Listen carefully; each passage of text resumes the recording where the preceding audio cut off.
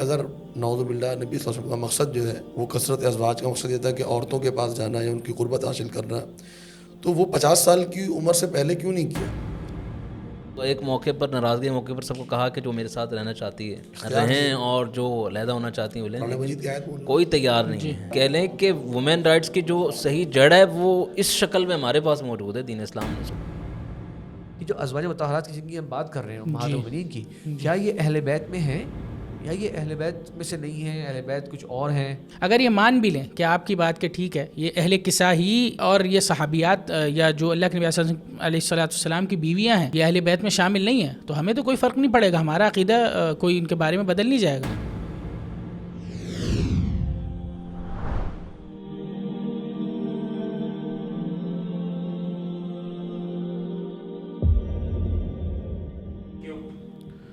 الحمد للہ رب العالمین وصلی اللہ وسلم وبارک علی عبدہ ورسولہ نبینا محمد وعلی آلہ وصحبہ اجمعین، اما بعد۔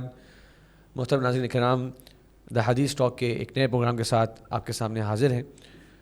انشاءاللہ العزیز آج کے پروگرام میں ہم آپ صلی اللہ علیہ وسلم کی شادیاں اور اس سے متعلقہ جو احادیث ہم تک پہنچی ہیں، کیا ان احادیث کے اندر کوئی ایسی بات ہے جو قابل اعتراض ہے، اور کیا ان شادیوں پر کچھ سوالات یا اعتراضات اٹھائے جانے چاہیے، اس تعلق سے انشاءاللہ آج کے پروگرام میں ہم گفتگو کریں گے۔ ویسے اس بات پہ اگر آپ غور کریں کہ نبی کریم صلی اللہ علیہ وسلم کی زندگی ہم تک کتنے کمال انداز سے پہنچی ہے کہ آپ صلی اللہ علیہ وسلم جتنی شادیاں کریں، اور ان تمام امہات المؤمنین جو کہ ہماری مائیں ہیں ان کے ساتھ کب کب شادی کری، کس کس حالات میں کری، یہ سب تفصیلات ہم تک پہنچی ہیں۔ تو آپ صلی اللہ علیہ وسلم زندگی کا یہ جو ایک نجی پہلو ہے، یہ بھی امت تک محدثین نے، صحابہ کرام نے، تابعین نے پورے تفصیل کے ساتھ ہم تک پہنچایا۔ تو یہ الحمدللہ ایک مسلمانوں کے لیے قابل فخر ٹاپک ہے، اور اس کے حوالے سے جو کچھ ڈاؤٹس یا کچھ اشکالات لوگوں کے ذہن میں ہوتے ہیں، انشاءاللہ آج ہم اس کا جواب دینے کی کوشش کریں گے۔ میں سب سے پہلے اپنے تمام مہمانوں کو خوش آمدید کہتا ہوں، اور ہمیشہ کی طرح ہماری ٹیم کے اندر موجود ہیں ہمارے محترم شیخ عثمان صفدر حفظہ اللہ، جو کہ گریجویٹ ہیں مدینہ منورہ کلیۃ الحدیث سے، اور المدینہ اسلامک ریسرچ سینٹر کے CEO ہیں، جزاک اللہ خیر شیخ۔ اس کے بعد ہمارے ساتھ ہیں شیخ داود محمود حفظہ اللہ، جو کہ مدینہ منورہ سے گریجویٹ ہیں اور ماسٹرز کیا ہوا ہے انہوں نے حدیث میں، اور مدینہ اسلامک ریسرچ سینٹر کے ریسرچ فیلو بھی ہیں۔ بہت شکریہ شیخ، آپ نے وقت نکالا آج کا۔ اور اس کے ساتھ ہمارے ساتھی اور بھائی موجود ہیں ڈاکٹر حافظ یونس اظہری حفظہ اللہ، جو کہ PhD ہیں اسلامک اسٹڈیز کے اندر، اور ساتھ میں معہد السلفی جو ایک معروف ادارہ ہے وہاں پر ٹیچر بھی ہیں۔ تو انشاءاللہ پروگرام کا ہم آغاز کرتے ہیں، جیسے کہ میں نے تمہید میں ذکر کیا، اور یہ ٹاپک میرے خیال سے اہم ہے اور لوگ اس بارے میں سوالات بھی کرتے رہتے ہیں ہم سے اکثر، اور خاص کر شیخ بعد میں سوچتا ہوں کہ یہ چیزیں جو ہیں زمانے کے حساب سے ہم نے فرق بھی چونکہ آ جاتا ہے، تو کچھ احادیث کو ہم اپنے زمانے سے سمجھ رہے ہوتے ہیں، ان زمانے میں کیا حالات تھے، تو خیر یہ سب باتیں انشاءاللہ ہماری گفتگو کے اندر آئیں گی۔ سب سے پہلے شیخ جو میرے خیال میں ایک عام شخص سوال کرتا ہے، اور وہ امہات المؤمنین کا جب ایک ذکر پڑھتے ہیں ہم لوگ تو اس کے ذہن میں آتا ہے کہ آپ صلی اللہ علیہ وسلم کی ازواج تھیں، تو آپ صلی اللہ علیہ وسلم کی کافی ساری جو ہے وہ بیویاں تھیں۔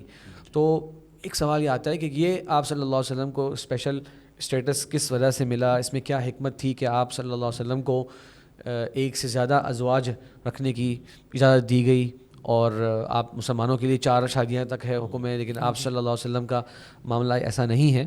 تو کیا آپ کے لیے یہ خاص بات کیوں تھی، اس میں کیا حکمت ہے شیخ، اور کیا آپ صلی اللہ علیہ وسلم اتنی بڑی ذمہ داری کو پورا کر سکتے تھے، اور جو آپ کی ذمہ داریاں تھیں، حالات تھے اس کے اندر، تو کیسے شیخ ہم سمجھیں گے کہ اس میں کیا حکمت ہے؟ اس سب بارک اللہ فیکم شیخ، اس کو بلکہ تھوڑا سا اگر ہم اس پہلو سے بھی دیکھیں کہ بعض لوگ اس کو سمجھنے کے لیے نہیں پوچھتے، بلکہ ایز ایک آبجیکشن کے، ایک اعتراض نبی صلی اللہ علیہ وسلم کے اوپر کہ معاذ اللہ کے، بلکہ اس کو تو بڑے ایک کیوں کہہ لیا جائے کہ ایک بڑے واہیات انداز سے ایک بیان کیا جاتا ہے، اور اس پہلو کو نبی صلی اللہ علیہ وسلم کا جو ایک معاملہ ہے جو آپ کی نجی زندگی کا، کی شادیوں کے بارے میں، تو اس کو اس انداز سے بیان کیا جاتا ہے کہ معاذ اللہ نبی صلی اللہ علیہ وسلم کی زندگی کا مقصد ہی یہی تھا کہ آپ آئے ہی معاذ اللہ اس لیے تھے، اور آپ نے جو سارا جو ایک لوگوں میں ایک شہرت حاصل کرنے کے لیے بھی، اور مقصد یہ تھا کہ آپ جو ہے نا وہ زیادہ سے زیادہ خواتین سے شادیاں کریں۔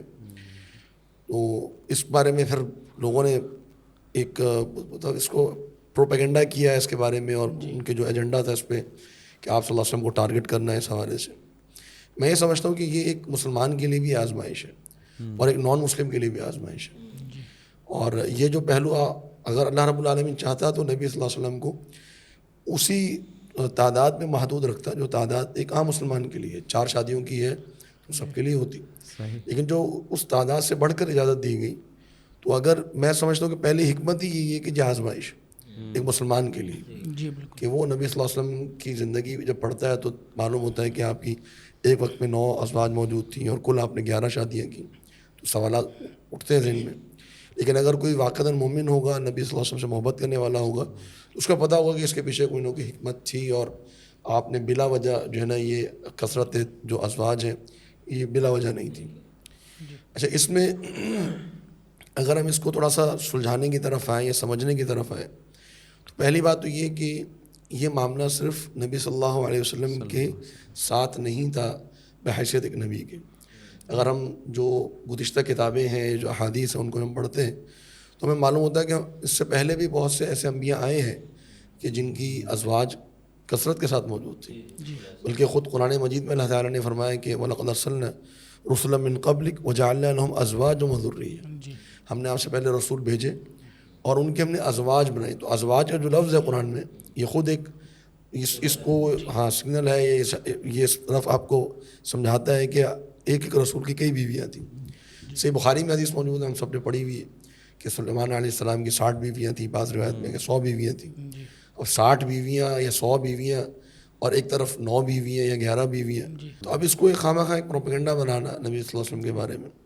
اچھا, یہ جن کے آپ نے نام لیے جو نان مسلم جتنے بھی تھے, ان کا تو مقصد ہی یہی تھا بنیادی طور پہ کہ وہ خواتین کی کثرت جمع کرنا اور پھر ان سے جو ہے وہ ایک فائدہ حاصل کرنا. یہاں ایک اور اینگل بھی ہے شیخ صاحب کہ یہ وہ قدیم دور کو بھی دیکھیں اور نبی السلام انبیاء کا جو تذکرہ آپ فرما رہے ہیں ان کو بھی دیکھیں کہ بہت ساری شادیاں نظر آتی ہیں. لیکن یہ اعتراض وہ لوگ کر رہے ہیں کہ جہاں یعنی کہ ویسے تو جو ریلیشنز ہیں بہت زیادہ ہیں اور جہاں شادی اور جو ایک کانٹریکٹ ہے باقاعدہ جس کے پیچھے کچھ رائٹس کی بات ہو رہی ہے, ذمہ داریوں کی بات ہو رہی ہے, وہ انہیں برا لگ رہا ہے. بالکل آپ نے صحیح نشاندہی کی ہے. اعتراض ایسے لوگوں کی طرف سے آ رہا ہے ان کا اپنا کریکٹر جو ہے وہ سب کے سامنے ہے کہ کیا ان کے حالات ہیں, ان کے سوسائٹی میں کیا معاملات چل رہے ہیں. اور خود نبی صلی اللہ علیہ وسلم کے بارے میں جب ہم بات کرتے ہیں شادیوں کے بارے میں تو علماء نے کہا ہے کہ 2 بنیادی باتیں ہمیں ذہن میں رکھنی چاہیے. پہلی بات تو یہ ہے کہ نبی صلی اللہ علیہ وسلم نے جو بھی شادیاں کی ہیں ایک سے زائد وہ 50 سال کی عمر کے بعد کی ہیں. اگر ہم بات یہ کریں کہ یہ اگر نعوذ باللہ نبی صلی اللہ علیہ وسلم کا مقصد جو ہے وہ کثرت ازواج کا مقصد یہ تھا کہ عورتوں کے پاس جانا یا ان کی قربت حاصل کرنا تو یا شہوت اپنی پوری کرنا ذاتی ضرورت کے حساب سے, تو وہ 50 سال کی عمر سے پہلے کیوں نہیں کیا؟ جی, یعنی اصل جو نوجوانی کی عمر ہوتی ہے اس پہ زیادہ انسان کو خواہش ہوتی ہے. تو اس وقت آپ صلی اللہ علیہ وسلم نے نہیں کی شادی, 50 سال کی عمر کے بعد کی آپ نے. بلکہ شیخ پہلی شادی جو ہے وہ کی بھی ان خاتون سے جو آپ سے بڑی تھیں عمر میں, جبکہ آپ کی مکہ کے اندر نیک سیرت مشہور تھی اور معروف تھی اس کے باوجود. اور اللہ کے نبی علیہ السلام کی اکثر بیویاں سوائے وہ سب عائشہ رضی اللہ عنہا کے دوسری بات یہی ہے پہلی بات یہ کہ 50 سال کی عمر کے بعد شادی کی. جی, 25 سال سے لے کے 50 سال تک آپ وسلم کی ایک ہی بیوی, یعنی 25 سال تک آپ کے پاس آپ کی نکاح میں آپ کا قدم میں ایک ہی بیوی ہے. اللہ اکبر. پھر 50 سال کے بعد جو شادیاں کی جیسے آپ نے ذکر کیا, تو دوسری بنیادی بات یہ ہے کہ آپ کی تمام بیویاں سوائے سیدہ عائشہ کے سب وہ تھیں کہ جن کو یا تو طلاق ہوئی تھی یا بیوہ تھی اور بڑی عمر کی خواتین تھیں. اب اگر کسی شخص نے اگر مطلب دیکھا جائے کہ اگر اس کا مقصد معاذ اللہ جو ہے وہ یہی ہو خواتین کے پاس قربت حاصل کرنا اور شہوت پوری کرنا, تو وہ یہ تو نہیں کرے گا کہ وہ جا کے کوئی بڑی عمر کی خواتین سے جو ان کو طلاق ہو گئی ہے جن کے شوہر فوت ہو گئے ان سے جا کے وہ نکاح کر رہا ہوں. تو اس سے تو یہ واضح ہے کہ اللہ کے نبی علیہ السلام کی شادیاں جو انہیں سہارا دینے کے لیے اور ان مقاصد. جی, اب میں اسی طرف آنا چاہوں گا کہ پہلی بات ہم یہ سمجھ لیں کہ یہ 2 بنیادی باتیں, اسی سے جو ایک آبجیکشن ہوتا ہے اس معاملے پر وہ واضح ہو جاتا ہے کہ نبی صلی اللہ علیہ وسلم کی جو معاملات تھے وہ شادیوں کے وہ اس حوالے سے نہیں تھے. اچھا, دوسری بات یہ ہے کہ اب اس طرف آئیں کہ حکمت کیا ہے, کیوں کی نبی صلی اللہ علیہ وسلم شادی. تو علماء نے بہت سی حکمتیں بیان کی ہیں, میں اس میں سے شارٹلی 3 یعنی حکمتوں سے پہلے یہ تو کلیئر ہو گیا کہ وہ چیز تو نہیں ہے جو اعتراض ہوتا تو اس سے پہلے زیادہ آسان تھا, ممکن تھا. اچھا اب کیا حکمت ہے؟ میں اس میں سے شارٹلی 3 بیان کرنا چاہوں. ایک تعلیمی حکمت، او دوسرا جو ہے وہ آپ کی دینی کوئی مصلحت، تیسرا سیاسی حکمت. یہ 3 بنیادی حکمتیں. تعلیمی حکمت کیا تھی کہ امت تک وہ علم پہنچ جائے جو خود نبی صلی اللہ علیہ وسلم بیان نہیں فرمائیں گے. مثال کے طور پہ آپ کی جو آپ کی اہلیہ کے ساتھ جو آپ کے معاملات ہیں، جو گھریلو زندگی ہے، کیونکہ نبی صلی اللہ علیہ وسلم بحیثیت ایک رسول کے آپ کا کوئی پہلو جو ہے وہ پوشیدہ نہیں رہنا چاہیے امت سے آپ کی زندگی کا. اب کئی ایسے پہلو ہیں نبی صلی اللہ علیہ وسلم باحیا ہونے کے ناطے وہ پہلو بیان نہیں فرما سکتے. بے شک. اب وہ پہلو کیسے بیان ہوں گے؟ وہ امہات المومنین سے جب ان کے شاگردوں نے آگے پوچھا اور ان سے جب معلومات لی، علم لیا، تو ان کو معلوم ہوئی بہت ساری بات. خاص خواتین کا حوالے سے کے مسائل. اچھا اسی طرح جو خواتین کے تعلق سے کئی مسائل ایسے ہیں جو مسائل ہمیں معلوم ہی امہات المومنین سے ہوئے. کتنی حدیث ہیں جو خواتین کے مخصوص مسائل میں وہ امہات المومنین.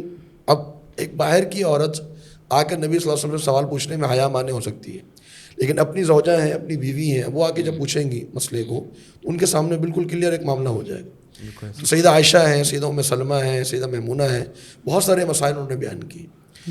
اچھا اسی طرح مختصر بیان کیا جائے گا تو دینی مصلحت، مثال کے طور پہ دینی مصلحت یہ کہ اللہ رب العالمین کو کوئی حکم آیا جو ایک مزاج چلا آ رہا تھا عرب میں، اس مزاج کو توڑنے کے لیے. اس کی ایک واضح مثال ہمارے سامنے سیدہ زینب بنت جحش رضی اللہ عنہ سے نکاح ہے. اب سیدہ زینب بنت جحش جو ہے وہ زوجہ تھیں جناب زید بن حارثہ کی. زید بن حارثہ کون تھے؟ وہ نبی صلی اللہ علیہ وسلم کے منہ بولے بیٹے تھے. عرب میں رواج تھا کہ منہ بولے بیٹے کی بیوی وہ اسی طریقے سے حرام ہے جس طرح اپنے سگے بیٹے کی بیوی حرام ہے. اب یہ رواج تھا جو بہو ہے. اچھا اب دین میں تو یہ حکم نہیں ہے. تو اللہ رب العالمین نے اس حکم کو ظاہر کرنے کے لیے نبی صلی اللہ علیہ وسلم کو حکم دیا کہ آپ شادی کریں زید کی متعلقہ بیوی جناب زینب بنت جحش. اور یہ واحد علماء نے ذکر کیا یہ واحد حکم تھا اللہ رب العالمین کا عرب کے رواج کو توڑنے کے لیے کہ اس معاملے میں نبی صلی اللہ علیہ وسلم اندرونی طور پہ، دلی طور پہ اس حکم کے لیے وہ خائف تھے کہ یہ مجھے کرنا پڑے گا تو بڑا مشکل ہو جائے گا. اور اللہ رب العالمین نے اس کو ذکر کیا وَتَخْشَ النَّاسِ، قرآن میں ذکر کیا اس کو کہ آپ اس معاملے میں ڈر رہے تھے کہ لوگوں کا ریئیکشن کیا آئے گا اس کے اوپر. لیکن یہ امر کرائے کہ اگر یہ کسی اور سے ہوتا تو لوگ تو بہت اس کو باتیں ہوتی اس کے بارے میں، لیکن جب یہی معاملہ نبی صلی اللہ علیہ وسلم سے کرایا گیا تو معاملے کو واضح کر دیا گیا. اور شیخ ایک بار میں اس میں ایڈ کرنا چاہ رہا ہوں، ایک جیسے کہ حضرت زینب رضی اللہ عنہ بھی جو ہیں وہ شادی کو اپنے لیے بہت بافخر سمجھتی تھی. وہ کہتی تھی کہ تم سب کی شادیاں جو ہیں وہ تمہارے گھر والوں نے کری ہیں اور میری جو شادی جو ہے وہ اللہ تبارک و تعالیٰ نے 7 آسمانوں کے اوپر سے کری. یعنی کہ وہ اس شادی سے خوش تھیں اور یہ بہت ان کے لیے سعادت کی بات تھی. اور اللہ تبارک و تعالیٰ نے اس یعنی یہ زائد شادیوں کا فیصلہ ایک طرح سے دیکھا جائے ہم بات کر رہے ہیں کہ حکمتیں کیا تھیں، تو اللہ تبارک و تعالیٰ نے یہ فیصلہ فرمایا اور آپ کو حکم دیا باقاعدہ. اور یہ قرآن مجید میں آیت موجود ہے دینی اور اس سے پہلے بیویاں موجود تھیں نبی صلی اللہ علیہ وسلم کی، لیکن اللہ رب العالمین نے کہ ہم نے زوجنا کہا فلما قضى زید منها وطرا زوجنا کہا.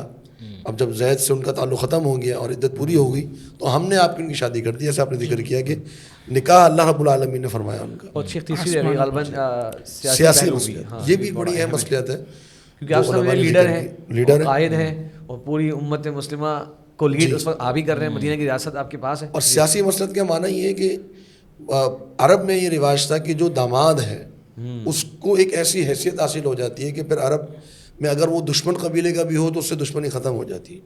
آپ صلی اللہ علیہ وسلم نے عرب کے اس مزاج کو استعمال کیا اور یہ سیاسی مصلحت ایک جس کو ہم کہتے ہیں مطلب سیاسی مصلحت بھی اللہ رب العالمین کے حکم سے ہی تھی. جیسے مثال کے طور پہ نبی صلی اللہ علیہ وسلم یہ تھوڑی بتایا کہ معذرت کے ساتھ کہ سیاست اللہ کے رسول صلی اللہ علیہ وسلم کی سیاست میں بات ہم کر رہے ہیں. کوئی آج کے زمانے کی سیاست میں عجیب و غریب طریقے نکل آئے ہیں، کوئی وہ نہ سمجھ رہا ہو انسان ظاہر ہے.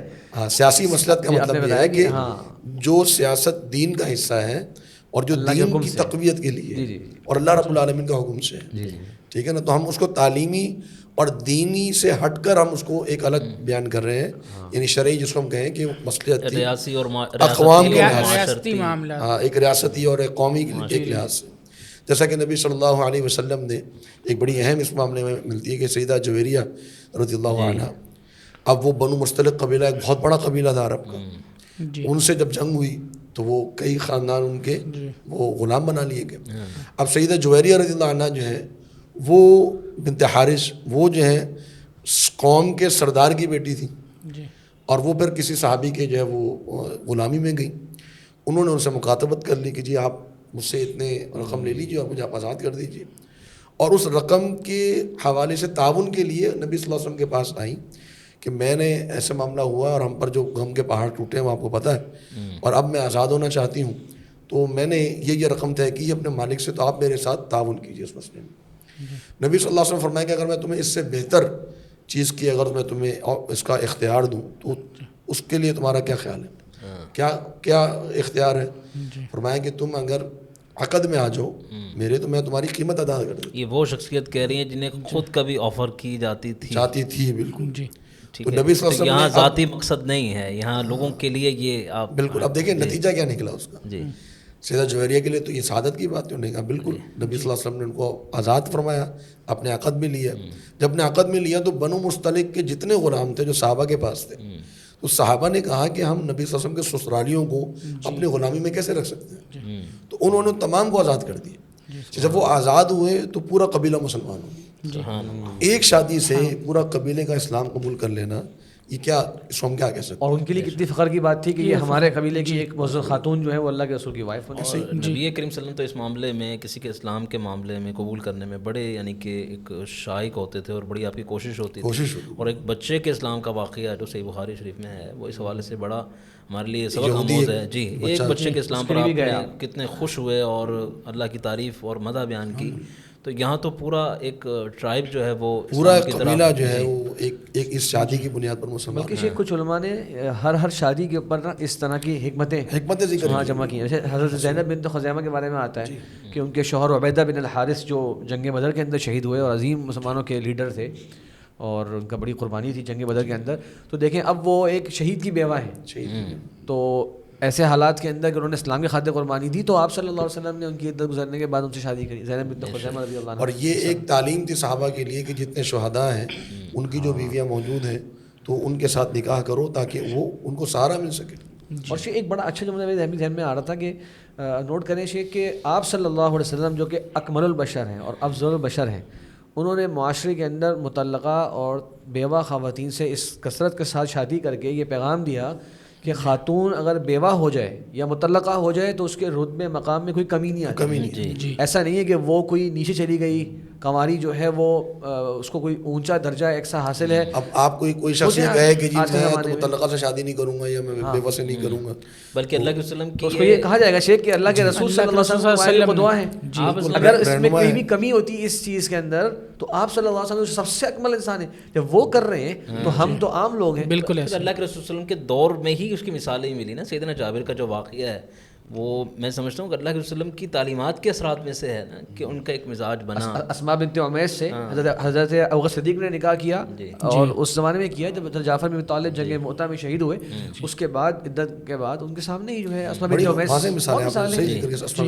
اور بعد میں حضرت علی نے ان سے نکاح کیا تھا. تو یہ جناب جعفر کی بیوی وہ فوت ہوئے تو جناب ابوبکر نے نکاح کر لیا، ابوبکر فوت ہوئے تو جناب علی نے نکاح کر لیا. اور تینوں سے ان کی اولاد بھی ہوئی، تینوں سے اولاد تھی ان کی. حضرت جعفر سے بھی اولاد تھی، عبداللہ بن جعفر، اور حضرت ابوبکر صدیق رضی اللہ عنہ سے محمد بن بکر تھے، اور حضرت علی رضی اللہ عنہ سے بھی ذہن میں نہیں آ رہا میرا نام، لیکن ان سے بھی ان کی اولاد ہوئی. تو یہ اتنی باسعادت خاتون تھی. تو مقصد کہنے کا یہ کہ نبی صلی اللہ علیہ وسلم کے ہر نکاح میں یہ حکمت ہے. سیدہ صفیہ سے نکاح ہوا.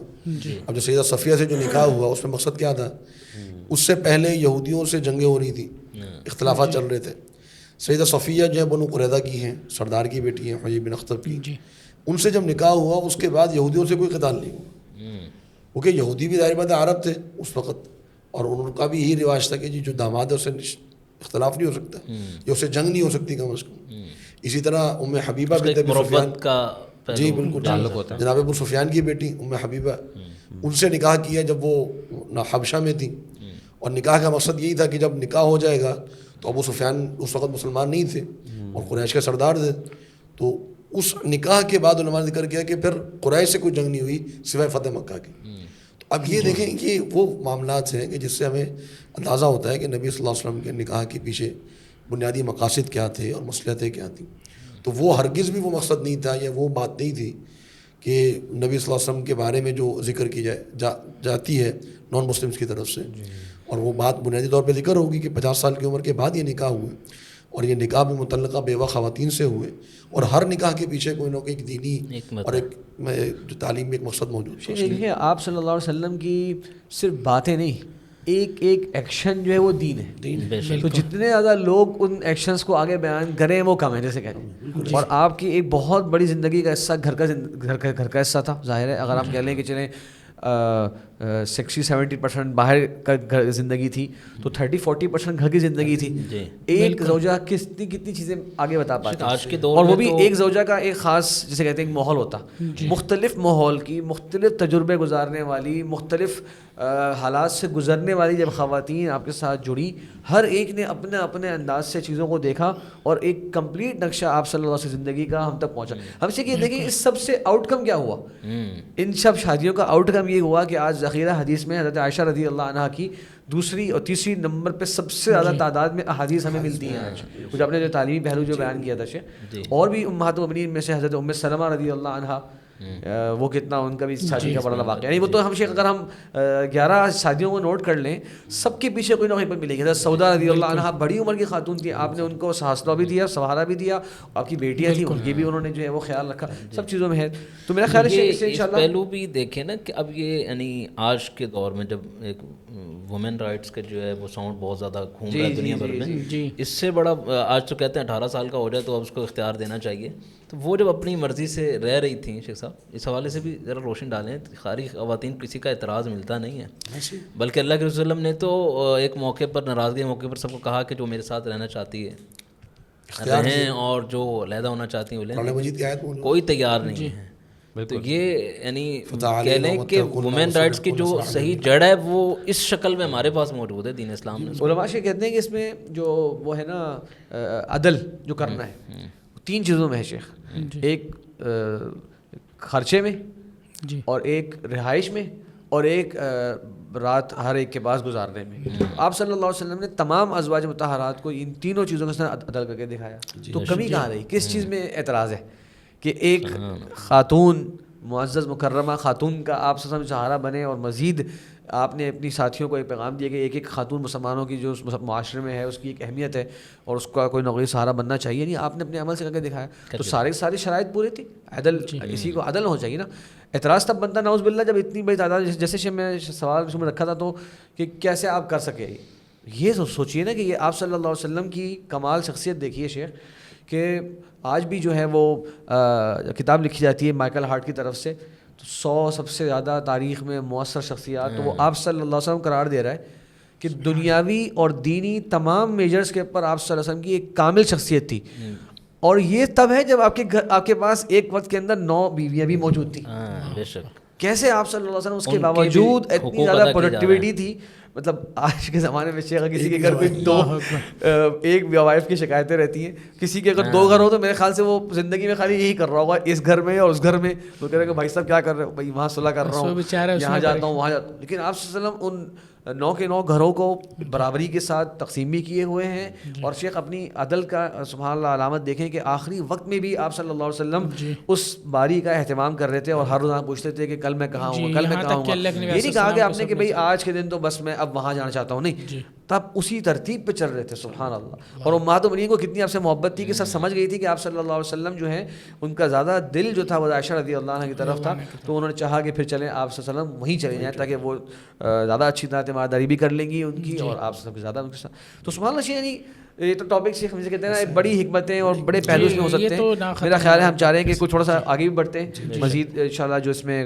سوالات ہمارے سامنے آتے ہیں۔ شیخ یہ شیخ داؤد آپ کبھی خاموش ہیں تو آپ کو ذرا بلواتے ہیں، تو یہ جو شیخ ہم امہات المؤمنین کی ہم بات کر رہے ہیں، تو شیخ ہمارے یہاں اسلام میں جہاں صحابہ کرام کا مقام مرتبہ ہے، مسلمانوں کے یہاں مسلم ہے، اسی طرح اہل البیت جو کہ نبی کریم صلی اللہ علیہ وسلم گھر والے ہیں ان کا مقام مرتبہ مسلم ہے، اور ان دونوں کے فضائل مناقب کے ہم سب الحمدللہ قائل ہیں، اس کو بیان کرتے ہیں، ان سے محبت اپنے لیے شرف سمجھتے ہیں۔ تو شیخ ایک سوال یہاں پہ آتا ہے، اور کچھ لوگ اس پہ ایک سوال اٹھاتے بھی ہیں یہاں پر، کہ جو ازواج مطہرات کی جن کی ہم بات کر رہے ہیں امہات المؤمنین کی، کیا یہ اہل بیت میں ہیں یا یہ اہل بیت میں سے نہیں ہیں، اہل بیت کچھ اور ہیں؟ تو یہ شیخ سوال ہے کہ مطلب امہات المؤمنین جنہیں ہم کہتے ہیں، کیا یہ اہل بیت میں شامل ہیں؟ جی بالکل، امہات المومنین رضی اللہ عنہم اجمعین یہ تمام کی تمام اہل بیت میں شامل ہیں، اہل بیت میں صحیح، اور جن کا ابھی شیخ نے اپنی بات میں ذکر بھی کیا بعض کا، کہ اور اکثر کا ذکر انہوں نے کر دیا، پھر بھی میں کچھ کے نام ریپیٹ کرتا ہوں. جیسے سب سے پہلا نکاح اللہ کے نبی علیہ الصلوۃ والسلام نے حضرت خدیجہ رضی اللہ عنہ سے کیا، صحیح، اور جب تک وہ حیات رہیں تب تک اللہ کے نبی علیہ الصلوۃ والسلام نے ان پر کوئی اور نکاح نہیں کیا. اور آپ علیہ الصلوۃ والسلام کی تمام اولاد سوائے حضرت ابراہیم کے باقی تمام کی تمام انہی سے ہے، حضرت خدیجہ رضی اللہ عنہ سے. ٹھیک ہے. ان کے بعد اللہ کے نبی علیہ الصلوۃ والسلام نے حضرت سودا سے نکاح کیا، حضرت عائشہ رضی اللہ عنہ سے نکاح کیا، اور حضرت حفصہ، زینب بنت جحش جیسے شیخ نے ذکر کیا، اور زینب بنت خزیمہ، اکثر ازواج مطہرات امہات المومنین رضی اللہ عنہ. جی مختلف. تو اللہ کے نبی علیہ الصلوۃ والسلام کی یہ تمام بیویاں امہات المومنین جنہیں ہم کہتے ہیں، کیونکہ ہم مومن ہیں تو وہ ہماری مائیں ہیں، تو یہ تمام کی تمام اہل بیت میں آتی ہیں، یہ اہل بیت میں شامل ہیں. اچھا، یہ اہل بیت کیونکہ قرآن نے ان کو اہل بیت کہا ہے، قرآن نے ان کو اہل بیت کہا ہے. اللہ رب العالمین فرماتا ہے لفظی مطلب اردو میں بھی تو اہل بیت کا معنی گھر والے، جی گھر والے، اسی سے گھر واضح ہو گیا کہ یہ اور جی بالکل ہمارے یہاں ایون ہماری سوال زبان میں بھی آپ کے گھر والی کون ہے؟ جی تو گھر والے کون ہیں؟ جی اگر آپ نے وائف کو نکال دیا اس سے تو اگر گھر جانا ہوگا تو یہی کہیں گے کہ گھر والے کون ہیں. ٹھیک ہے. سورہ احزاب میں اللہ رب العالمین فرماتا ہے یا نساء النبی لستن کاحد من النساء، کہ اے نبی کی بیویوں تم دوسری عورتوں کی طرح نہیں ہو. فلا تخضعن بالقول، تو اپنی بات میں نرمی نہ لاؤ. فیطمع الذی فی قلبہ مرض وقلن قولا معروفا، اور ایسی بات تو جس کے دل میں کوئی مرض ہوگا وہ اس سے کوئی غلط بات سمجھے گا. وقلن قولا معروفا، اور اچھی بات کہو. آگے اسی سیاق میں اللہ رب العالمین فرماتا ہے انما یرید اللہ لیذھب عنکم الرجس اہل البیت، کہ اللہ رب العالمین چاہتا ہے کہ اے گھر والیو تم سے میل کچیل اور گندگی کو دور کر دے. وہ بار بار یہ ذکر بھی کیا تھی آیت تطہیر بھی اسے کہا جاتا ہے. آیت تطہیر. تو یہ آیت اس میں وضاحت ہے کہ یہ آیت دیکھیں یہ شروع ہو رہی ہے یا نساء النبی سے، اور جہاں سے ہم نے شروع کی وہ بھی یا نساء النبی، اور اس آیت کے بعد بھی وَاذْكُرْنَ مَا يُتْلَىٰ فِي بُيُوتِكُنَّ مِنْ آیَاتِ اللَّهِ. بیچ میں وقف آیا ہے شیخ، آیت ختم نہیں ہوئی ہے، آیت کنٹینیو ہے. جی بالکل، آیت تطہیر شروع ہی سے ہوتی ہے یا نساء النبی سے. جی یا نساء النبی سے. تو اس آیت میں اور دوسری بات اگر ہم اس حوالے سے عربی زبان کو بھی دیکھیں تو عربی زبان میں بھی اہل کا اطلاق لغت میں بھی بیوی پہ ہی ہوتا ہے. ایک بہت بڑے امام ہیں لغت کے، خلیل بن احمد الفراہیدی، وہ کہتے ہیں کہ اہل الرجل زوجتہ، کہ بندے کی بیوی ہی اس کی اہل ہوتی ہے. اور اسی طریقے سے اگر شرعی طور پر بھی دیکھیں تو ہمیں قرآن میں خلیل فراہیدی شیخ معذرت تو مطلب دوسری صدی کے بہت مشہور لغوی، یعنی کتاب العین جن کی ہے، جی کتاب العین میں انہوں نے ذکر کیا، یعنی اتنا پرانے عربی دان جو ہیں وہ اہل کو زوجہ کے لیے، اہل کو زوجہ کے لیے عربی لغت میں تو جسے کہیں کہ در حقیقت اہل، اس سے ہمیں پتہ چلتا ہے کہ در حقیقت اہل کا لفظ آتا ہی بیوی کے لیے ہے. اور ہمیں قرآن سے بھی یہی پتہ چلتا ہے. آپ حضرت موسیٰ علیہ السلام کے قصے میں دیکھیں کہ اللہ رب العالمین فرماتا ہے، حضرت موسیٰ علیہ السلام جب مدین سے واپس لوٹ رہے تھے تو اللہ رب العالمین اس آیت میں فرماتا ہے وَسَارَ بِأَهْلِهِ، کہ حضرت موسیٰ علیہ السلام اپنی گھر والی کو لے کر جا رہے تھے رات کے وقت میں نکلے. اور اس کے بعد جو قصہ ہے کہ پھر انہیں روشنی کی ضرورت پڑی تو انہوں نے اپنے گھر والوں کو کہا کہ آپ رکیں، میں آگ لے کر آتا ہوں اور اللہ تعالیٰ سے ملاقات. اس قصے میں وسارہ بِأَهْلِهِ، قرآن میں لفظ ہے بِأَهْلِهِ، اہل کا لفظ یہاں بھی استعمال ہوا. تو وائف کے لیے اہل کا لفظ قرآن میں استعمال ہوا. اور اسی طریقے سے حضرت یوسف علیہ السلام کے قصے میں جب عزیز مصر کی بیوی کے ساتھ جو ان کا جو ایک قصہ ہے کہ جو اس نے مشہور معاملہ ہے، تو اس میں بھی جب وہ عزیز مصر آ گیا تو اس کی بیوی نے کہا قالت ما جزاء من اراد باہلک سوءا، کہ آپ اس کے بارے میں کیا کرتے ہیں، اس کے بارے میں کیا کہتے ہیں جو آپ کی گھر والوں کے ساتھ برائی کا ارادہ رکھتا ہے. ادھر بھی اس نے اپنے آپ کے لیے اہل کا لفظ استعمال کیا. اور ظاہر ہے وہاں پر ایک ہی شخصیت تھی، ادھر صرف ایک بیوی، اور وہ خاتون تھی. اور اسی طریقے سے حضرت ابراہیم علیہ السلام کی بیوی جب حضرت اسحاق کی یعنی حضرت سارہ کو جب حضرت اسحاق کی بشارت دی گئی، خوشخبری دی گئی، تو اس آیت میں بھی ہے رحمت اللہ وبرکاتہ علیکم اہل البیت، کہ اللہ کی رحمت ہو اور برکتیں ہوں تم پر اے گھر والو. تو ان سب سے واضح ہے کہ چاہے آپ لغت میں کہیں چاہے شرعاً شریعت میں کہیں تو اہل کا اطلاق بیوی پہ ہی ہوتا ہے. اور اگر ہم اپنے عرف میں بھی آئیں, صرف بہت آسان سی بات ہے کہ اگر آپ کو کسی کو دعوت دینا مقصد ہو تو آپ کہتے ہیں کہ آپ بما اہل و عیال. عربی زبان نے اور قرآن نے ایک چیز تو متعین کر دی کہ اہل بیت کی گنتی سٹارٹ تو یہیں سے ہونی. جی نہیں, اہل بیت حقیقت میں ان آیات سے پتہ چلتا ہے کہ اہل بیت حقیقت میں در حقیقت انسان کے اہل, انسان کا اہل جسے عربی میں کہتے ہیں, یا آپ اگر اردو کے لہجے میں کہیں اہل بیت, تو وہ در حقیقت بیوی ہی ہوتی ہے. در حقیقت ابتدا وہیں سے دیکھ لینا چاہیے کہ اہل بیت پر موقوف نہیں ہونا چاہیے, ہمیں کہنا چاہیے اہل بیت نبی. اہل بیت سے مراد اہل بیت نبی ہے نا. جی جی جی. اب ہم اگر اس کو ٹرانسلیٹ کر لیں بیت النبی, بیت النبی سے مراد نبی کا گھر. نبی کا گھر, ٹھیک ہے نا. اب نبی کا گھر کون سا ہے؟ وہ ہے جو علی کا گھر ہے, یا وہ ہے جو حسن حسین کا گھر ہے, یا وہ ہے جہاں نبی صلی اللہ علیہ وسلم رہتے ہیں. بہت پیاری بات, صحیح بات. نبی صلی اللہ علیہ وسلم کہاں رہتے ہیں؟ اپنے گھر میں رہتے ہیں, اپنے گھر میں. اپنی بیویوں کے. نبی صلی اللہ علیہ وسلم کے گھر میں کون رہتا ہے؟ جو ان کی ازواج اور بیویاں مومنین کی مائیں. جو نبی کے گھر میں رہ رہا ہے وہی اہل ہے نا. بے شک, صحیح بات. جو نبی کے گھر میں نہیں رہ رہا وہ اہل کیسے ہو سکتا ہے؟ اولین اطلاق تو ان پر ہو گیا, ان پر ہو گیا نا. اولین. اب اگر کسی اور کو شامل کرنا ہے تو اس کے لیے آپ کو اضافی دلیل کی ضرورت ہے نا. جی وہ یہاں سے یہ وہی جیسے کہتے ہیں ایک سوال سامنے آتا ہے جی کہ جو ہمارے ہاں ایک بات کی جاتی ہے کہ نہیں بھائی, کچھ حضرات کا یہ کہنا کہ بھائی امہات المؤمنین جو ہیں وہ اہل بیت میں نہیں ہیں. جی تو ایک تو پہلے شیخ وضاحت ہم لوگ کر دیں کہ اگر ایک لمحے کے لیے اس بات کو مان لیا جائے تو صحابہ کرام ہونے کی اور صحابیات ہونے کی حیثیت بھی کسی بھی طور پہ کمتر حیثیت نہیں ہے. جی اس حیثیت کے بھی اتنے حقوق ہیں اور اتنا مقام مرتبہ ہے کہ وہ بھی ہمارے لیے بہت زیادہ اہم ہے. بالکل. چلیے ایک لمحے کے لیے اگر ہم یہ کہیں تو شیخ میرے ذہن میں آ رہا تھا کہ کس بیس کے اوپر یہ کیا کہتے ہیں کہا جاتا ہے کہ نہیں امہات المؤمنین اہل بیت میں سے نہیں ہیں, جبکہ آپ نے قرآن سے بھی اور عربی لغت سے بھی بہت سے ماشاءاللہ مثالیں ذکر کریں باقاعدہ, جو کہ ہر ایک شخص جو ہے وہ سن کے یہ کہہ سکتا ہے کہ واضح ہے معاملہ. لیکن معاشرے میں جو اہل بیت سے محبت کا اس وقت نعرہ لگاتے ہیں وہ اہل بیت ہے کہ اسی سے واقف نہیں ہے, اسی کے مفہوم کو بدل کر. نہیں وہ ایسا نہیں ہے کہ اس کے مفہوم کو بدل کے دیکھیں. واقف نہیں ہے یہ تو آپ نہیں کہہ سکتے, وہ اس کو کہتے ہیں تجاہل عارفانہ والی بات ہے, تجاہل عارفانہ کر رہے ہیں اس سے. وگرنہ دیکھیں وہ جو آپ نے جو سوال کیا کہ ان کا کیا, وہ کہاں سے, وہ کیوں اس کا انکار کرتے ہیں, یا جیسے ہم یہ کہہ سکتے ہیں کہ ان کے نزدیک ایسی کیا بات ہے کہ جس پہ انہیں لگتا ہے کہ کوئی اور بیس پہ. جی ان کی جو بیس ہے وہ ایک حدیث ہے, اور حدیث صحیح ہے. حدیث کساء جسے کہتے ہیں, جیسے یہ آیت التطہیر ہے ویسے ایک مشہور حدیث کساء چادر والی, جی صحیح مسلم میں ہے کہ اللہ کے نبی علیہ الصلوۃ والسلام نے ایک دن ایک چادر لی, اور اس چادر میں حضرت علی رضی اللہ عنہ اور حضرت فاطمہ اور حسن حسین رضی اللہ عنہما کو جمع کیا, اور اس وقت یہ آیت تلاوت فرمائی. ایک روایت میں کہ آیت تلاوت فرمائی انما یرید اللہ لیذھب عنکم الرجس اہل البیت ویطہرکم تطہیرا. اور ایک روایت میں ہے کہ اللہ کے نبی علیہ الصلوۃ والسلام نے دعا فرمائی اللہم ہؤلاء اہل بیتی, اے اللہ یہ میرے گھر والے ہیں, اللہم اذھب عنہم الرجس, اے اللہ ان سے میل کچیل دور کر دے, وطہرہم تطہیرا, اور انہیں پاک کر دے. تو ایک روایت میں اللہ کے نبی علیہ السلام نے دعا فرمائی, اور ایک روایت میں اللہ کے نبی علیہ السلام نے یہ آیت پڑھی کہ جس سے انہیں لگتا ہے, جو لوگ اس چیز کے قائلین ہیں, یا وہ کہتے ہیں کہ اللہ کے نبی علیہ السلام کی بیویاں اس میں شامل نہیں ہیں. اچھا, اور وہ اس کی وضاحت کیسے ہوتی ہے کہ اللہ کے نبی علیہ السلام کی جو حدیث ہے, ام سلمہ رضی اللہ عنہ اس وقت وہاں موجود تھیں, اور ام سلمہ رضی اللہ عنہ نے کہا کہ اللہ کے نبی میں بھی آپ کے ساتھ اس چادر میں آ جاؤں, کیا میں اہل بیت میں سے نہیں ہوں, یا جو بھی الفاظ تھے. تو اللہ کے نبی علیہ السلام نے انہیں کہا, ایک حدیث میں ہے کہ کہا کہ انت علی خیر, نہیں تم پہلے ہی خیر پر ہو. تو اچھا, بعض روایت میں کہ تم پہلے ہی خیر پہ ہو, بعض میں کہا کہ بعض روایت میں یہاں تک ہے کہ انہیں بعد میں داخل کیا. اگر آپ یہ ابتداً یہ سوال اگر آتا ہے پہلے ہی خیر میں ہو کا یہ مفہوم پہلے خیر نکال سکتے ہیں نا, یہ آپ ان مفہوم میں داخل ہیں, آپ ان میں داخل ہیں, بنتا ہے نا کہ قرآن کریم میں تم اولین مخاطب. جی بالکل نہیں.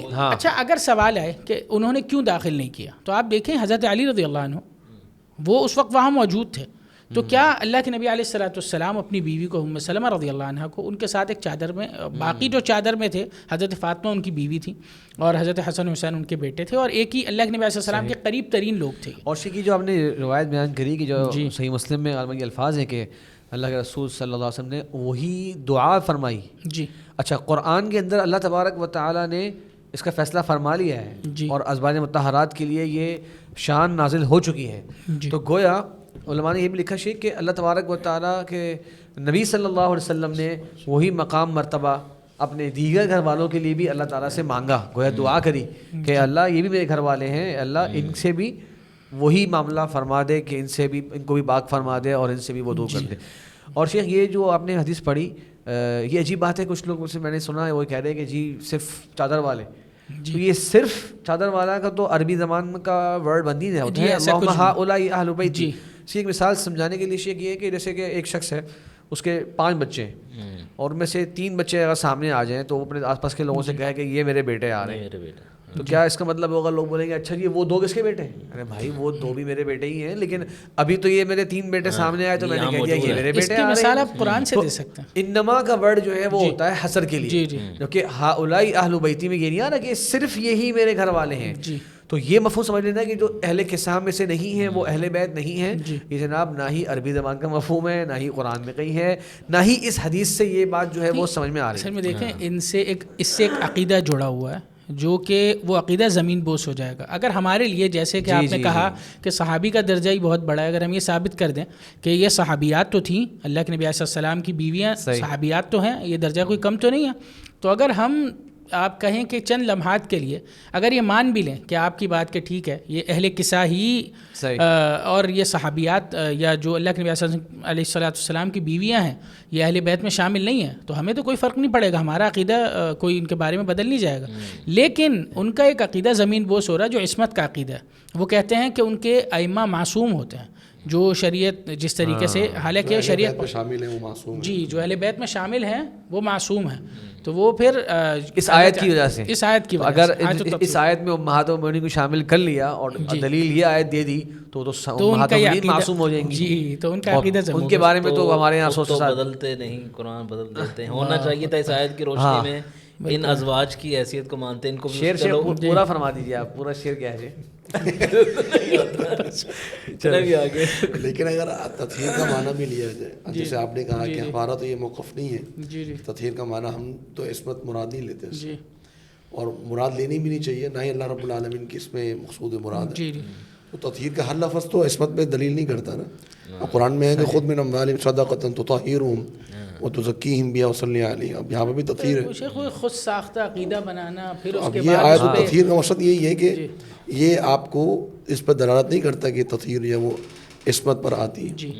تو اہل بیت سے ہم جو مطلب سمجھتے ہیں وہ یہ کہ قرآن بھی اور پھر ہماری جو عربک لینگویج ہے اس کا بھی ایک جو مفہوم ہے, اور پھر ایک عقل کا بھی ایک مطلب ایک آپ یہ کہیں گے لاجک بھی یہ کہتی ہے کہ بھائی اہل بیت ہم کہہ رہے ہیں گھر والے, اور گھر والے کہیں اور میں اپنی بیوی کو شمار نہ کروں, میں پڑوسی کو شمار کر رہا ہوں, تو یہ کیسے گھر والے ہیں؟ تو اہل بیت سے مراد جو ہے وہ میرے گھر والے ہیں. گھر والوں میں سر فہرست میری بیوی ہے. بالکل, بلکہ ہمارے یہاں تو گھر والوں کا لفظ اس حد تک جو ہے وہ استعمال ہوتا ہے کہ بسا اوقات اس پہ والدین اور بہن بھائی بھی شمار نہیں ہوتے. بالکل ایسے جب بھی ہم گھر والے کہتے ہیں تو پہلا جو معنی ذہن میں آتا ہے وہ بیوی اور بچے. بالکل ٹھیک ہے نا, یعنی والدین اور بہن بھائی بھی ہمارے عمومی مفہوم میں گھر والوں میں شمار نہیں کیے جاتے. جو عرب کے ساتھ رہا ہو تو وہ اہلی کا لفظ استعمال کرتے ہیں, اور بلکہ جو شادی کرتا ہے کہتے ہیں تأہل, کہ بندے نے شادی کر لی. اچھا ایک بات صرف مکمل کرنے کے لیے کہ آپ دیکھیں کہ ایک مشہور حدیث ہے, حدیث غدیر خم, کہ حضرت زید بن ارقم رضی اللہ عنہ سے اس حدیث میں پوچھا گیا کہ اللہ کے نبی علیہ السلام کی اہل کہ کیا اللہ کے نبی علیہ السلام کی بیویاں آپ کے اہل میں ہیں؟ آپ نے کہا نعم جی. من اہل بیت ہی کہا نعم جی, اللہ کے نبی علیہ السلام کی بیویاں آپ کے اہل بیت میں سے ہیں. پھر آپ سے اور پوچھا گیا کہ اور اہل بیت میں کون ہے, تو آپ نے وہاں 4 اور نسلیں ذکر کی. آل علی, آپ نے کہا کہ حضرت علی رضی اللہ عنہ کی آل عقیل اور آل عباس اور آل جعفر رضی اللہ عنہ اجمعین, ان چاروں کی آل بھی جو ہیں وہ آل بیت میں شامل ہیں. تو اگر ہم حدیث قصہ کو لیتے ہوئے یہ کہتے ہیں کہ ٹھیک ہے حدیث قصہ والے ہی صرف اہل بیت ہیں اور ان کے خلاف کوئی اہل بیت نہیں ہے, تو کیا یہ چاروں بھی اہل بیت نہیں ہیں؟ اور ان پر زکوٰۃ بھی حرام ہے. جی ان پہ زکوٰۃ حرام. حرام ہے صحیح. بالکل بالکل. تو بہرحال یہ اور شیخ ہم لوگ درود شریف میں بھی جو ہم لوگ جملہ پڑھتے ہیں اللہم صلی علی محمد وعلی آل محمد, جی بعض احادیث کے اندر شیخ جی باقاعدہ آل محمد کی صحیح بخاری کے اندر تعین آتی ہے. ابو حمید الساعدی رضی اللہ عنہ کی روایت ہے جی فرمائیے کہ صحیح بخاری اور صحیح مسلم کی حدیث ہے. ابو حمید الساعدی رضی اللہ عنہ کی روایت ہے کہ اللہ کے نبی علیہ الصلوۃ والسلام نے سکھایا یہ درود. جب اللہ کے نبی علیہ السلام پہ آیت نازل ہوئی کہ یا ایھا الذین آمنوا صلوا علیہ وسلموا تسلیما, تو آپ علیہ الصلوۃ والسلام سے پوچھا گیا کیف نصلی علیک یا رسول اللہ, ہم آپ پر کیسے درود بھیجیں. تو اللہ کے نبی علیہ الصلوۃ والسلام نے بعض روایات میں الفاظ ہیں اللہم صلی علی محمد وعلی آل محمد, اور بعض دوسری روایات صحیح بخاری کی اس میں یہ تفسیر اس کی آئی ہے. مطلب جیسے آپ اس کو تفسیر لے سکتے ہیں کیونکہ ایک جگہ ہے اللہم صلی علی محمد وعلی آل محمد, دوسری روایات میں اللہم صلی علی محمد وعلی ازواجہ وذریتہ کما بارکت علی ابراہیم.